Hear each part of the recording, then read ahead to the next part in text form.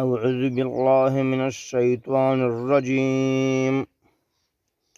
بسم الله الرحمن الرحيم. سبحانك لا علم لنا إلا ما علمتنا إنك أنت العليم الحكيم. رب اشرح لي صدري ويسر لي أمري واحلل عقدة من لساني يفقه قولي. تاسو ته دا خبره ښکاره ده چې ما تاسو ته پرون د رسول الله صلی الله علیه و آله وسلم د نبوت علامات او معجزات بیان کړي وو، خو لہذا په هغې کې موږ ته څه حدیثونه پاتې وو، نو راځئ چې هغه واورو. د حضرت علی بن ابی طالب رضی الله تعالی عنه نه روایت دی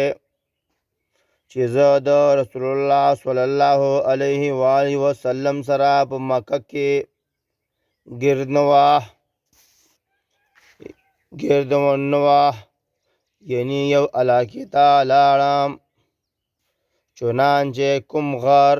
یعنی کاڼې ونه به مخله راتله، نو رسول الله صلی الله علیه و آله وسلم ته وویل: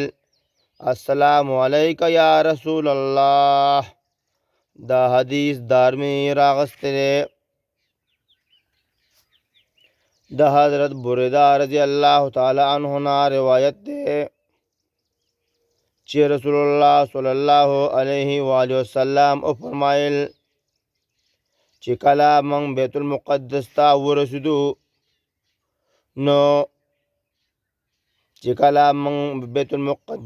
ورسېدو، نو جبرئیل علیه السلام په خپله ګوته اشاره وکړه او دغه اشارې په ذریعه په کاڼي کې سوری وشو. ما په دغه سوري پورې براق وتړلو. دا د معراج هغه واقعه ده. دا حدیث ترمذي راغستی دی. د حضرت ابوالعلا سمرا بن جندب رضی الله تعالی عنه نه روایت دی چې موږ د رسول الله صلی الله علیه و آله وسلم سره په یوه غټه کاسه باندې سهار نه تر ماښام پورې نمبر په نمبر 10 کسان به پاڅېده، روټۍ به یې خوړه او 10 کسان به کېناسته. خوراک موږ نه تپوس وکړو چې دا څه شی و چې د کاسې مدد یې کولو، یعنی کوم ځای نه دې پیالې ته یعنی دا طعام راتللو. حضرت سمره رضی الله تعالی عنه فرمایل د تعجب څه خبره ده، دې پیالې ته دا خوراک د هغه ځای نه راتللو، یعنی خپل لاس سره اشاره وکړه او اسمان ته. یعنی دا حدیث د جندب رضی الله تعالی عنه روایت دی چې موږ د رسول الله صلی الله علیه و وسلم سره په یوه غټه کاسه باندې سهار نه تر ماښام پورې نمبر په نمبر 10 کسان به پاڅېده، روټۍ به یې خوړه او 10 کسان به کېناسته. یعنی خوراک دپاره موږ د سمره رضی الله تعالی عنه نه تپوس وکړو چې دا څه شی و چې د کاسې مدد یې کولو، یعنی د کوم ځای نه پیالې ته دا طعام راتلو. حضرت سمره رضی الله تعالی عنه فرمایل د تعجب څه خبره ده، دې پیالې ته دا خوراک د هغه ځای نه راتلو، خپل لاس سره اشاره وکړه د اسمان طرف ته. دا حدیث ترمذي او دارمي راغستی دی.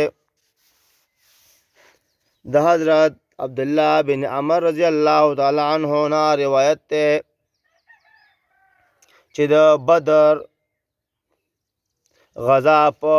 ورځ رسول الله صلی الله علیه و آله وسلم د 315 صحابه سره ووتو او د بدر په طرف روان شو او دا دعا وکړه ای الله یعنی دا زما صحابه چې ستا په لار کې د جنګېدو دپاره روان دي خپیا بلخپي دي دوی ته سورلي ورکړې ای الله یعنی دغه صحابه برمن دي دوی ته لباس ورکړې ای الله یعنی دغه صحابه وږي دي دوی ماړه کړې ای الله دوی ته فتح ورکړې چنانچې څه وخت صحابه د بدر نه را روان شو نو دا حالو چې په دوی کې به یو هم داسې نه و چې د چا سره یو اوښ یا دوه اوښان نه و او ټولو ته کپړې نصیب شوې او په ګېډه هم ماړه وو دا حدیث ابو داود راغستی دی د حضرت انس رضی الله تعالی عنه نه روایت دی چې اسید بن حضیر او عباده بن بشر رضی الله تعالی عنهما د رسول الله صلی الله علیه و وسلم په خدمت کې پس معامله د رسول الله صلی الله علیه و وسلم په خدمت کې یو شپه ناستو او پس معامله خبرې کولې چې د دې دواړو ترمنځ و تر دې چې د دې دواړو ترمنځ و تر دې چې د شپې څه حصه تېره شوه یعنی پس د ماسخوتن د مانځه نه په دې سلا مشوره ناوخته شو او بیا دا دواړه حضرات بهر راووته ډېره سخته تیاره وه او دغه وخت د دې دواړو په لاسونو کې همساګانې وې د دې یو د همسا نه رڼا شوه تر دې چې دا دواړه حضرات د دې رڼا په ذریعه روان شو او چې کله جدا کېدل یعنی خپل کور ته بیاړېدل نو د دواړو همساونه رڼا شوه تر دې پورې چې ورسېدل اهل او عیال خپل ته دا حدیث بخاري نقل کړی دی السلام علیکم ورحمة الله وبرکاته